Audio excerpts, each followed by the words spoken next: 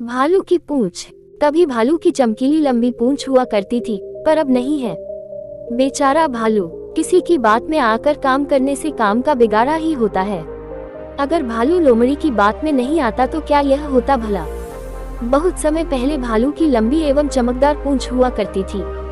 भालू भाई को इस पर बड़ा गर्व था। वह सभी से पूछता था कि आज मेरी पूंछ कैसी लग रही है। अब कोई भालू से पंगा लेता क्या भला। उसकी बड़ी कद काठी और पंजे देखकर हर कोई कहता बहुत सुंदर, बहुत सुंदर। भालू इस पर फूला नहीं समाता। कहने वाले यह भी कह देते कि भालू की पूंछ से सुंदर किसी की पूंछ नहीं। बस भालू दिन भर अपनी पूंछ प्रशंसा सुनता रहता। एक बार ठंड के दिनों में कुछ ज्यादा ही ठंड पड़ी। इतनी की झील और पोखर सब जम गए। शिकार ढूंढना भी मुश्किल हो गया। ऐसे में भालू अपनी सुंदर पूंछ लिए एक झील के पास से जा रहा था। तभी उसकी नजर वहां बैठी एक लोमड़ी पर पड़ी। लोमड़ी के पास मछलियों का ढेर लगा था। यह देखकर भालू के मुंह में पानी आ गया। लोमड़ी चालाक थी। उसने भांप लिया कि भालू को भूख लगी और मछलियों को देखकर उसकी नजर खराब हो गई है। भालू ने कहा, लोमड़ी बहन कैसी हो, तुमने यह सारी मछलियां कहां से पाई। लोमड़ी ने चालाकी दिखाते हुए इस झील से। लोमड़ी ने जमी हुई झील में एक जगह गड्ढा दिखाते हुए कहा। भालू भी कम नहीं था। उसने कहा, पर तुम्हारे पास मछली पकड़ने का कांटा तो है ही नहीं।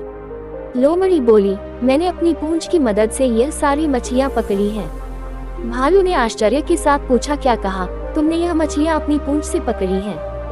लोमड़ी ने जवाब दिया, हाँ भाई, इसमें इतना आश्चर्य करने वाली कौन सी बात है।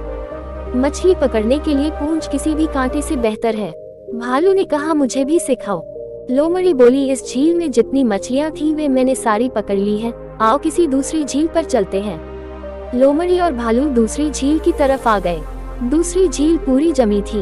भालू ने तुरंत अपने तेज पंजों से वहां एक गड्ढा बना दिया। अब क्या करूं? भालू ने पूछा। लोमड़ी बोली, अब पूंछ गड्ढे में डालकर बैठ जाओ। जैसे ही मछली फंसेगी तुम्हें अपने आप मालूम पड़ जाएगा। पर हाँ, ज्यादा हिलना डुलना मत और सिर्फ मछली के बारे में सोचना। जितनी ज्यादा मछलियों के बारे में तुम सोचोगे उतनी ज्यादा मछलियां तुम पकड़ पाओगे। भालू ने ऐसा ही किया। उसने लोमड़ी से कहा, देखना मेरी पूंछ में सबसे ज्यादा मछलियां फंसेंगी। लोमड़ी ने कहा, यह तो बहुत ही अच्छी बात है। मैं दूर से देखती हूँ ताकि सब कुछ ठीक चलता रहे।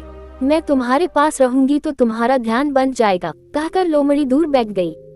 भालू अपने अभियान में जुट गया। थोड़ी ही देर में वही जैसे बैठे बैठे उग गया और उसे नींद लग गई। ठंड बहुत ज्यादा थी और बर्फ भी गिरने लगी।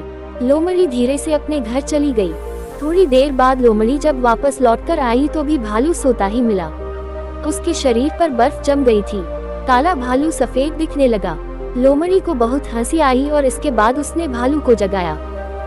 भालू भाई, मैंने अभी एक मछली तुम्हारी पूंछ में फंसी देखी है, जल्दी उठो। भालू हड़बड़ा कर उठ बैठा। उसने अपनी पूंछ गड्ढे से बाहर निकाली और देखा तो पूंछ थी ही नहीं। अरे, मेरी पूंछ कहाँ गई? मेरी सुंदर पूंछ कहाँ गई? उसने इधर उधर देखा तो उसे लोमड़ी हंसते हुए जाते दिखी। अब भालू की लंबी पूंछ की जगह छो पूंछ बची थी। भालू ने लोमड़ी को बहुत बुरा भला कहा। तब से भालू की पूंछ छोटी है। तब से लेकर आज तक भालू अपनी पूंछ को याद करके गुर्रा रहा है। जब भी भालू गुर्राता है तो समझो कि वह अपनी पूंछ को याद कर रहा है। इस दिन के बाद से लोमड़ी और भालू में बोलचाल भी बंद हो गई। भालू ने अपनी बेवकूफी से पूंछ गंवाई। इसलिए कहते हैं, सुंदरता पर मत इतराओ और अक्ल से काम लो। अगर अभी तक आपने Shri Mahakal story studio YouTube channel को सब्सक्राइब नहीं किया है तो प्लीज सब्सक्राइब कर ले। धन्यवाद।